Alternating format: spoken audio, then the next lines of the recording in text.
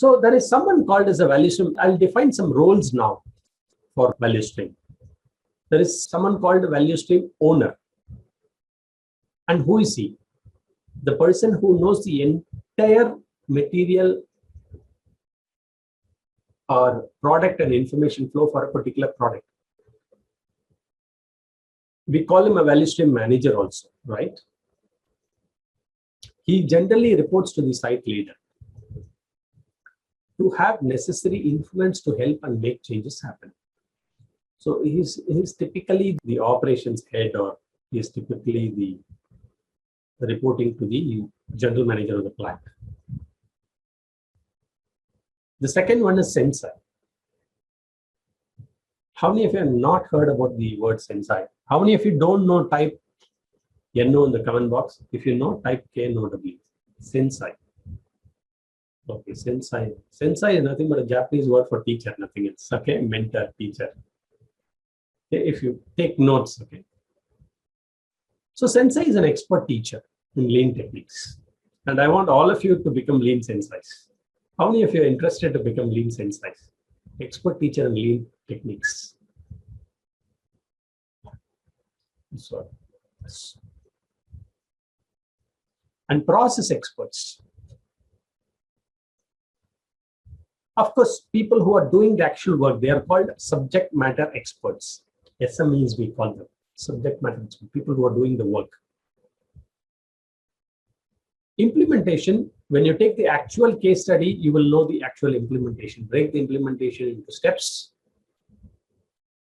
Build a series of connected flows. And create a yearly value stream plan, projects and goals and metrics and checkpoints. Particularly, the most important thing to eliminate is overproduction. You will see that in Acme case studies. The efforts to prevent overproduction will improve. And we should all be willing to try, fail, and learn. Very important to dedicate time to learn lean, okay? To the point of being able to teach it. And this is from Mike Rother and John Shook. When you remove the sources of waste during a cycle, you discover more waste lurking in the next cycle that can be eliminated. The job of the team is to keep this vicious cycle going. Or in other words, when there is a traffic jam, when you're going from your house to your workplace, say you're traveling for 1 hour in the car or in a bus. When you feel that one place is traffic jammed and the government improves this, of course, your time will reduce from, if you build a flyover, maybe the time will reduce from 1 hour to 45 minutes, but you will see traffic jam is in some other place. Then you do some improvement activities and remove that jam. Maybe it will reduce from 45 minutes to 40 minutes, but then the jam will be in some other place. So the bottlenecks keep shifting. And that's what he is saying. When you remove a waste during a particular cycle, you will find some other place of improvement. And this is a virtuous cycle that keeps going. So some sort of enterprise thinking I've written from the book from Mike Rother and John Shook. Lean is a business operating philosophy as well as a set of tools and techniques. In the lean way of thinking, the customer is the focus of all the activity, and the value attached to the service or product is defined from customer's point of view. We had explained this in depth. Always see from the customer point of view. Lean theory tells us to eliminate the non-value adding activity so that the customer reaps maximum benefits. And this is all I've taken some key points from the books. Okay, this is actually the study notes. I'm not explaining in detail. Lean practices promote speed, cost efficiencies, increase productivity. Okay, lean strategy, if you see, ensure lean is implemented with the willingness to try, fail, and learn. That's very, very important. Ensure everyone learns lean as core competency. Change organization from department to teams. Okay. Change organization from department to teams. Always, once we make projects, it should be project team. Okay, break down the walls. we call silos. If you see the book Lean Thinking, it's called as a silos, islands of excellence. Every department functions in its own fashion without working as a team. How many of you can relate to what I'm saying? Type ICR. Okay, some philosophical stuff. Requirements of becoming world class. Okay, this is my own stuff. Okay, it's not given in the book. This is what generally I share in many of my presentations, case studies, and things like that in conferences. The rate of implementation should be faster than the competitor. Okay, achieve faster flow of conversion of material and information. High degree of work discipline is a must for lean. Flow must happen by pull system and not push system. Change layout for flow, which reduces space. Competitor is one to fight with, not the departments.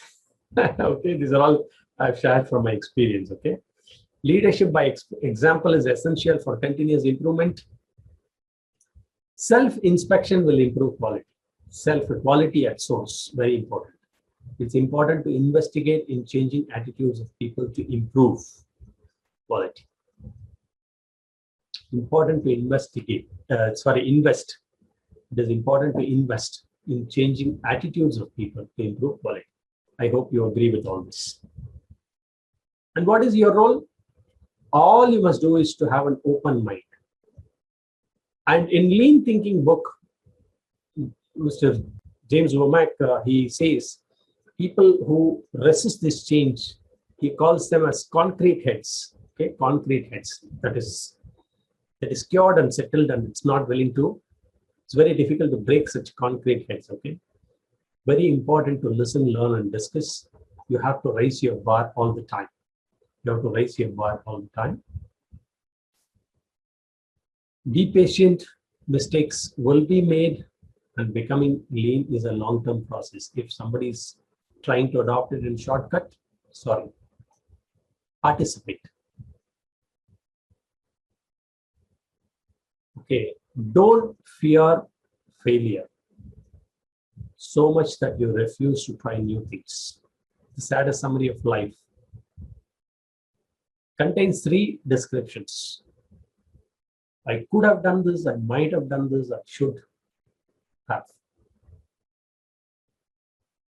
Okay, I'll end with this last slide, which is 10 basic spirit of improvement. Throw out fixed ideas about how to do things.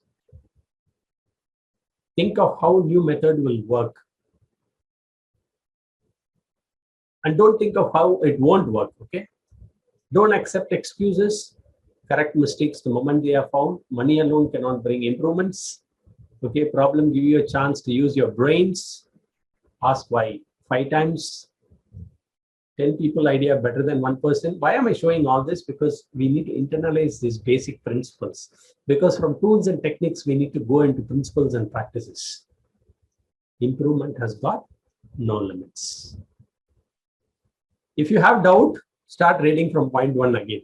Okay? All right. Those unforgettable words from Mahatma Gandhi. I'll end with a slide. Men often hesitate to make a beginning because they feel that the objective cannot be achieved in its entirety. They are just overwhelmed with this thing. Even business people have seen, oh, so much to do. This attitude of mind is precisely our greatest obstacle to progress, an obstacle of each man. If only he wills it, he can clear the way. So don't get overwhelmed with so much of uncertainty, so much of objectives, so much of goals that you have to achieve. Just take it piece by piece and connect all the puzzles together, and you will find the entire picture forward. Okay.